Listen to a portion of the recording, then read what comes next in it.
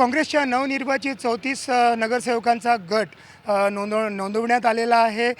नागपूरच्या विभागीय आयुक्त कार्यालयामध्ये आपल्यासोबत शहर काँग्रेस कमिटीचे अध्यक्ष आणि आमदार विकास ठाकरे आहेत, जे या विजयाचे शिल्पकार आहेत। कारण भारतीय जनता पक्षाने आणि शिवसेनेने युती केली असताना सुद्धा 34 गेल्या वेळेपेक्षा जास्त मिळाले।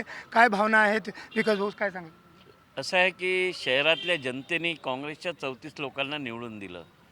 भाजपाचा दावा होता की आम्ही 120 येऊ, आम्ही 130 येऊ, परंतु हा दावा ते 10 वर्षापासून करत असलेल्या कामांवर होता।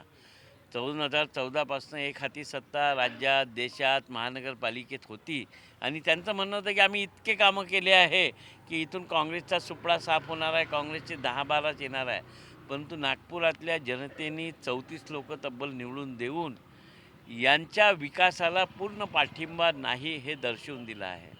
नागपूर शहराचा विकास सगळ्यांनाच पाहिजे आहे, परंतु त्या विकासाच्या नावावर नागरिकांची होणारी उपेक्षा, नागरिकांच्या समोर येऊन ठाकणारे प्रॉब्लेम, यामुळे जनता त्रस्त आहे। ही निवडणूक नागपूर शहरातील जनतेला मूलभूत सोयीसुविधा पुरवण्याची होती आणि आम्ही त्याच्यावरच बोललो की शहरातील जनता मूलभूत सोयीसुविधांनी समाधानी आहे का?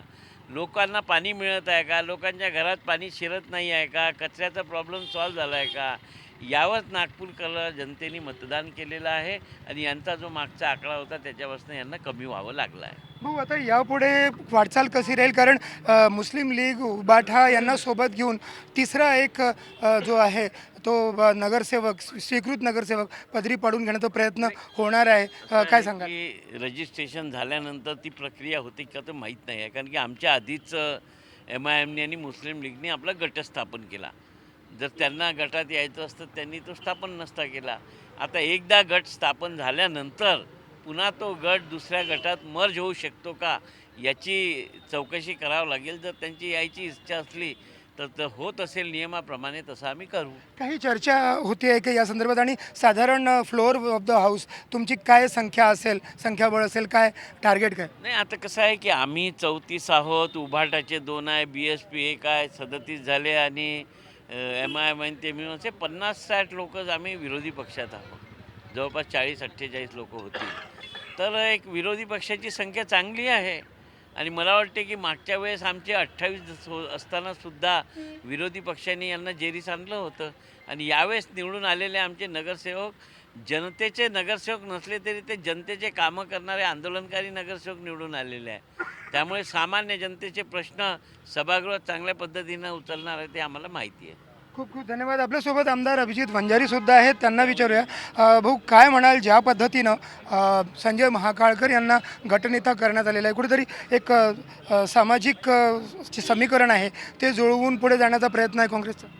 नाही, संजय महाकाळकर हे 5व्यांदा नगरसेवक म्हणून निवडून आलेले आहेत आणि या शहरामध्ये ज्या पद्धतीनं एक चांगली फाईट आमच्या सर्व काँग्रेस पक्षाच्या वतीनं देण्यात आलेली आहे आणि 34 नगरसेवक आमचे निवडून आलेले आहे। मुख्यमंत्र्यांचं शहर आहे, केंद्रीय मंत्र्यांचं शहर आहे, भाजपचा वेगवेगळा दावा होता की इथे सुपडा साफ होईल, याच्यामध्ये लोकांनी आम्हाला पसंती दर्शवलेली आहे 34 नगरसेवकांपर्यंत। आणि म्हणून या सगळ्यांचं एक नेतृत्व करण्यासाठी एक अनुभवी त्या ठिकाणी नाव पाहिजे होतं, म्हणून आम्ही प्रदेश काँग्रेसच्या वतीनं संजय महाकाळकर यांची नियुक्ती झालेली आहे। त्यांच्यासोबत काही अनुभवी, काही जुन्या काही नवीन दबाचे असे नगरसेवक आहेत, ते निश्चितपणानं हाऊसमध्ये महानगरपालिकेचे जनतेचे प्रश्न सोडवतील। खूप खूप धन्यवाद। तर एकूणच काँग्रेससाठी मोठा दिवस आज नागपूर महानगरपालिकेच्या नवनिर्वाचित 34 सदस्यांचा जो गट आहे त्याची नोंदणी करण्यात आलेली आहे। व्हिडिओ जर्नलिस्ट विनय शुक्लासोबत संजय तिवारी, NDTV मराठी, नागपूर।